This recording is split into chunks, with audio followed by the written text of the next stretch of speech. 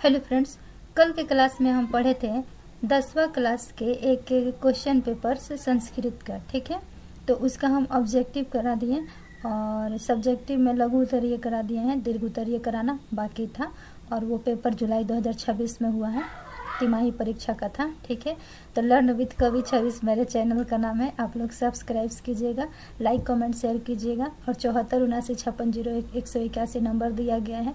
पढ़ाई से रिलेटेड जो भी समस्या हो इस पे अपना विचार साझा कीजिएगा। ठीक है, तो चलिए अपना शुरू करते हैं। खंड ब विषयनिष्ठ प्रश्न में दीर्घ उत्तरीय प्रश्न करना है। ठीक है, ऑब्जेक्टिव करा दिए हैं, सब्जेक्टिव में लघु उत्तरीय करा दिए हैं, आज दीर्घ उत्तरीय कराएंगे। प्रश्न है, प्रश्न नहीं पहले निर्देश पढ़ेंगे। निम्नलिखित आठ प्रश्नों में से किन्हीं 4 प्रश्नों के उत्तर दें। प्रत्येक प्रश्न के लिए 5 अंक निर्धारित है। ठीक है, यहाँ पे 8 प्रश्न दिया गया है। 8 प्रश्न में से 4 प्रश्न करना है आप लोगों को और एक प्रश्न 5 नंबर का है, ये 20 मार्क्स का है। ठीक है, लेकिन हम यहाँ 8 में 8 प्रश्न कराएंगे। ठीक है, तो 21 नंबर से कराना था, 20 नंबर तक करा दिए हैं। 21 नंबर प्रश्न है कि मंगलम पाठ के किसी एक श्लोक को लिखकर उसका अर्थ लिखें। ठीक है, मंगलम का क्या मतलब होता है? मंगलम का मतलब होता है शुभ, सौभाग्य। ठीक है, मंगलम का मतलब शुभ या सौभाग्य होता है। श्लोक है, मंगलम चैप्टर से श्लोक उठाए हैं। सर्वे भवन्तु सुखिनः, सर्वे सन्तु निरामयाः, सर्वे भद्राणि पश्यन्तु, मा कश्चित् दुख भागवेत्।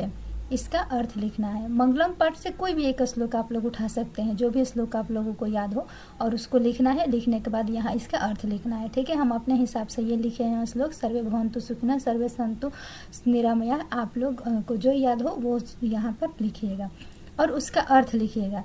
सभी लोग सुखी हो, सर्वे भवन्तु सुखिनः, सभी लोग सुखी हो, सर्वे सन्तु निरामयाः, सभी निरोग रहें। ठीक है, सभी शुभ कार्यों को देखें तथा किसी को भी दुख का भागी न बनना पड़े, यही इस श्लोक का संदेश है। ठीक है, इसका अर्थ है। 22 नंबर प्रश्न समझेंगे। पटना को सरस्वती कुलगृहम क्यों कहा गया है? पटना को सरस्वती कुलगृहम क्यों कहा गया है? तो उत्तर हो जाएगा, पटना प्राचीन काल से ही शिक्षा, ज्ञान और विद्या का प्रमुख केंद्र रहा है। ठीक है, प्राचीन काल से ही शिक्षा और ज्ञान जो है, शिक्षा, ज्ञान और विद्या का भंडार रहा है पटना। ठीक है, यहाँ अनेक विद्वान, कवि, लेखक और शिक्षण संस्थान रहे हैं। इसी कारण इसे विद्या की देवी सरस्वती का निवास अर्थात सरस्वती कुलगृहम कहा गया है। ठीक है, 23 नंबर प्रश्न है, संस्कृत साहित्य लेखिका पाठ के आधार पर लेखक क्या बताना चाहता है? उत्तर होगा, लेखक बताना चाहता है कि संस्कृत साहित्य के विकास में महिलाओं का भी महत्वपूर्ण योगदान रहा है। ठीक है, इस चैप्टर में संस्कृत साहित्य लेखिका ये जो महिलाओं पर ही आधारित है। ठीक है, इसमें बताया गया है कि सिर्फ पुरुष ही कोई काम नहीं कर सकता है, अवसर दिया जाए तो महिला भी ऊंचे से ऊंचे मुकाम हासिल कर सकती है। ठीक है, लेखक बताता है कि संस्कृत साहित्य के विकास में महिलाओं का भी महत्वपूर्ण योगदान रहा है। अनेक विदुषी लेखिकाओं, विदुषी कहने का मतलब जब पुरुष को विद्वान कहा जाता है, और जैसे विद्वान जो हुआ पुल्लिंग शब्द, वैसे ही विदुषी होता है स्त्रीलिंग शब्द। ठीक है, महिला के लिए विदुषी और पुरुष के लिए विद्वान यूज किया जाता है। तो अनेक विदुषी लेखिकाओं ने कविता, नाटक और अन्य साहित्यिक रचनाएं लिखकर संस्कृत साहित्य को समृद्ध बनाया, इसीलिए उनके योगदान का सम्मान करना चाहिए। ठीक है, 24 नंबर प्रश्न है, वास्तविक आलसी कृत्रिम आलसी से कैसे भिन्न था? अच्छा, तो वास्तविक आलसी और कृत्रिम आलसी कहने का मतलब क्या हुआ? वास्तविक आलसी यानी जो नेचुरली होता है, और कृत्रिम यानी आर्टिफिशियल। ठीक है, तो कृत्रिम आलसी कहने का मतलब क्या हुआ? समय के हिसाब से आलसी बन जाना। कृत्रिम आलसी का मतलब होता है कि वो आलसी है नहीं, लेकिन समय आया तो वो आलसी बन गया, समय चला गया तो वो आलसी, उसके जो शरीर से आलसपन था वो खत्म हो गया। ठीक है, तो इसको समझेंगे। उत्तर में उत्तर हो जाएगा, वास्तविक आलसी वे थे जो सचमुच कोई काम नहीं कर सकते थे। ठीक है, वास्तविक आलसी वे थे जो सचमुच कोई काम नहीं कर सकते थे और अत्यधिक आलसी थे। ठीक है, तो ये वास्तविक आलसी हुआ, जबकि कृत्रिम आलसी केवल दिखावा करते थे। ठीक है, ये रियल में ये आलसी नहीं है, बल्कि इनको काम देख करके आलसपन आ जाता है मन में। तो जबकि कृत्रिम आलसी केवल दिखावा करते थे, वे अवसर आने पर काम कर लेते थे। इस प्रकार वास्तविक आलसी और कृत्रिम आलसी में यही अंतर है। ठीक है, 25 नंबर प्रश्न समझेंगे। मंगलम पाठ पढ़कर मन में किस प्रकार का भाव उत्पन्न होता है? तो मंगलम में क्या बताया गया है? मंगलम में एक दूसरे से प्रेम करने की बात कही गई है, किसी को दुख न पहुंचाया जाए, सभी को सुखी की भावना से देखा जाए, शांति प्रेम एक दूसरे में बना करके रहा जाए, इसी के बारे में मंगलम पाठ में कहा गया है। तो उत्तर देखेंगे क्या हो जाएगा। मंगलम पाठ पढ़कर मन में सबके कल्याण यानी सभी के लिए कल्याण हो। ठीक है, मंगलम पाठ पढ़कर मन में सबके कल्याण, सुख, शांति, प्रेम, सद्भाव, दया और विश्व बंधुत्व का भाव उत्पन्न होता है। यह पाठ हमें सभी के मंगल की कामना करना सिखाता है। ठीक है, तो देखिए ये 5 नंबर का तो क्वेश्चन है, लेकिन जरूरी नहीं है कि इसको 1 पेज में ही लिखना है, 2 पेज में ही लिखना है। जिस हिसाब से ये आंसर मांग रहा है उसी हिसाब से हम लिखेंगे। ठीक है, 26 नंबर प्रश्न है।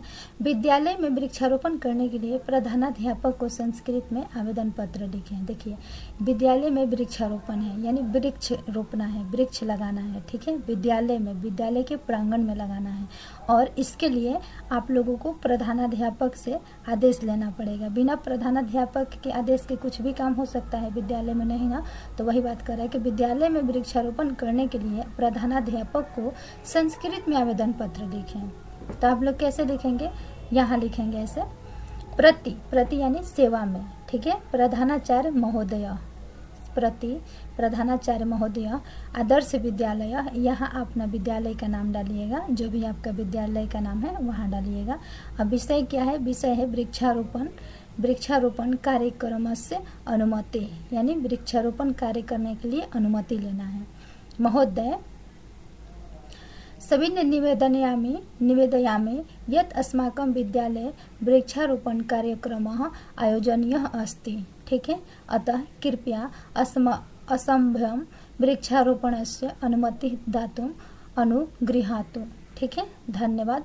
भवदीय में आज्ञाकारी छात्रा, यहाँ अपना नाम लिखना है और आप किस क्लास में पढ़ते हैं वो लिखना है और अपना रोल नंबर लिखना है। ठीक है, तो ऐसे ही लिखाएगा आवेदन पत्र, किनके पास? प्रधानाध्यापक के पास। ठीक है, 27 नंबर प्रश्न समझेंगे। स्वर संधि के भेदों को सोदाहरण स्पष्ट करें। तो स्वर संधि के भेद को सोदाहरण स्पष्ट करने के लिए कैसे लिखा जाएगा? इसका आंसर सबसे पहले लिखेंगे स्वर संधि के डेफिनेशन। ठीक है, जिसके बारे में कह रहा है उसके बारे में, तो स्वर संधि के बारे में कह रहा है तो स्वर संधि के डेफिनेशन लिखेंगे। इसमें हम नहीं लिख पाए हैं, छूट गया है। स्वर संधि के डेफिनेशन लिखेंगे। जब 2 स्वर के मिलने से उनके स्थान पर कोई नया स्वर या स्वर बन जाता है तो उसे क्या कहते हैं? स्वर संधि कहते हैं। ठीक है, आप अपने हिसाब से स्वर संधि का डेफिनेशन डाल सकते हैं। ठीक है, और स्वर संधि के डेफिनेशन डालने के बाद स्वर संधि के भेद लिखेंगे। तो इनके 5 भेद हैं। स्वर संधि के कितने भेद हैं? 5 भेद है। कौन कौन सा है? दीर्घ संधि, गुण संधि, वृद्धि संधि, यण संधि, अयादि संधि। ठीक है, यहाँ एक एक एग्जाम्पल है। दीर्घ संधि के एग्जाम्पल क्या हो जाएगा? राम जोड़ अवतार बराबर रामावतार। ठीक है, तो इसके बनावट क्या आ रहा है? अ जोड़ अ, राम यानी म है ना, तो म व्यंजन है। ये म जो है स्वर के सहायता से चलता है, तो यहाँ अ आ रहा है, यहाँ आ रहा है। अ जोड़ अ बराबर क्या बनेगा? आ। तो देखिए राम माँ बना है ना, राम जोड़ अवतार बराबर रामावतार। गुण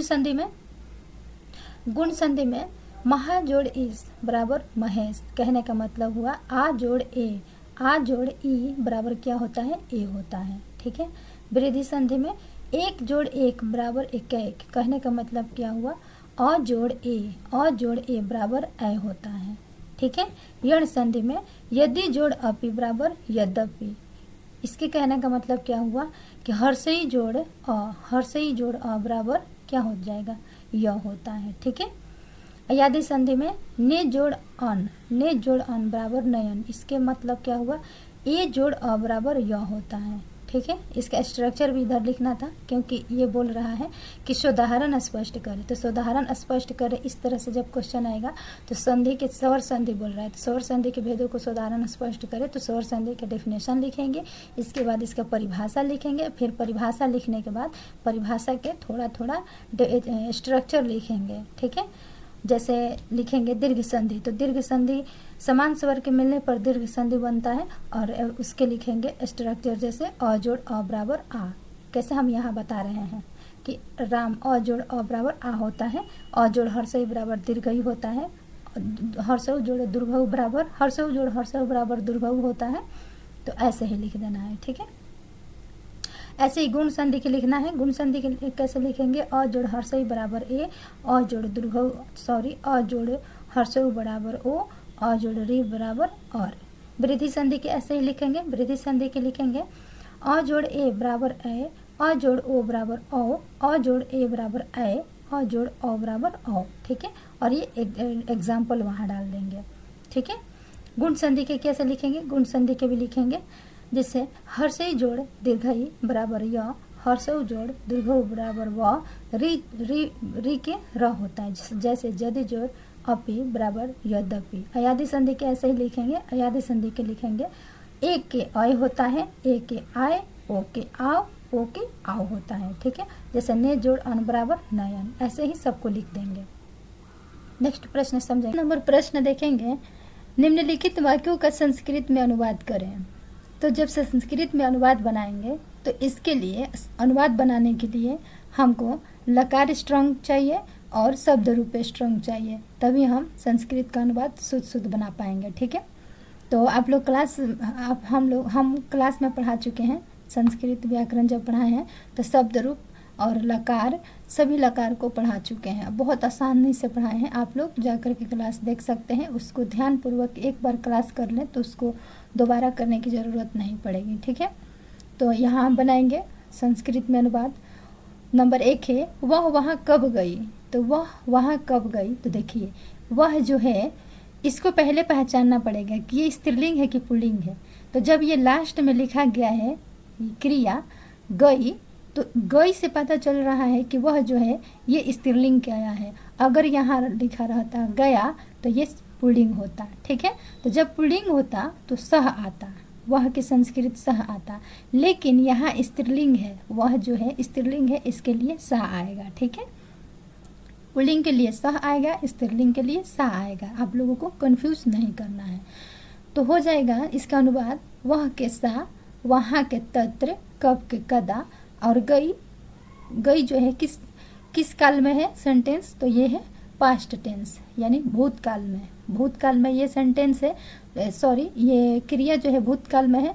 तो क्या बताए हैं लकार, भूतकाल के लकार बताए थे हम, त ताम अन, अह तम त, अम औ आन, ठीक है, ऐसे बताए थे। तो यहाँ जब हम धातु रूप लिखते हैं पास्ट टेंस में तो इसके पहले अ लगाते हैं, ठीक है। तो हो जाएगा अगच्छत, सात तत्र कदा अगच्छत, ठीक है।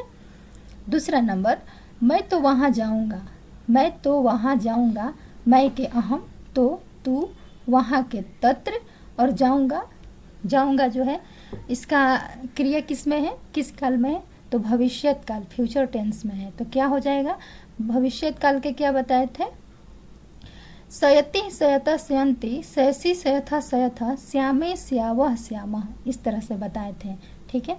इसमें गम, जैसे गम का मतलब क्या होता है, जाना, तो गमी श्यामी, अहम के साथ हो जाएगा गमी श्यामी, इसका सेंटेंस होगा अहम, सेंटेंस नहीं अनुवाद हो जाएगा अहम तू तत्र गमी श्यामी, ठीक है।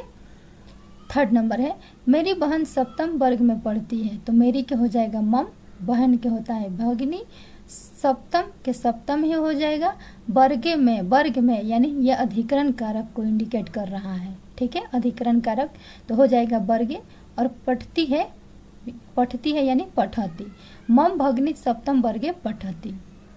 4 नंबर, कल क्या होगा यानी ये फ्यूचर की बात कर रहा है, ठीक है, कल क्या होगा फ्यूचर की बात कर रहा है, तो कल के हो जाएगा स्वः, ठीक है, कल के हो जाएगा स्वः, क्या के किम, और होगा यानी भविष्यति, स्व किम भविष्यति। 5 नंबर, वृक्ष से पत्ते गिरते हैं। तो वृक्ष से पत्ते गिरते हैं यानी ये अलगाव को इंडिकेट कर रहा है, अलगाव को शो कर रहा है सेंटेंस। तो क्या हो जाएगा, पंचमी विभक्ति में बनेगा इसका। वृक्ष से, तो वृक्ष के पंचमी विभक्ति क्या हो जाएगा, वृक्षात, वृक्षात। और पत्ते, तो यहाँ देखिए पत्ता, ये पुल्लिंग है, पत्ते जो है पुल्लिंग है, पुल्लिंग नहीं, ये बहुवचन है और नपुंसक लिंग है। पत्ता जो है बहुवचन में है और ये नपुंसक लिंग है। तो इसका रूप कैसे चलता है, पत्रम पत्रे पत्राणि, पत्रम पत्रे पत्राणि। ठीक है, प्रथमा विभक्ति और द्वितीय विभक्ति सेम होता है, पत्रम पत्रे पत्राणि, पत्रम पत्रे पत्राणि। तो यहाँ जो है बहुवचन है तो इसको लेंगे पत्राणि, वृक्षात पत्राणि, और गिरते हैं पतंती। ठीक है, यानी वृक्ष से अनेक पत्ते गिरते हैं, यहाँ है पत्ते गिरते हैं तो पतंती। ठीक है, अगर एक पत्ता गिरता तो पतती हो जाता। ठीक है, तो आशा है आप लोगों को आज की क्लास अच्छा लगा होगा। आज के क्लास में इतना ही, बाय बाय, थैंक यू।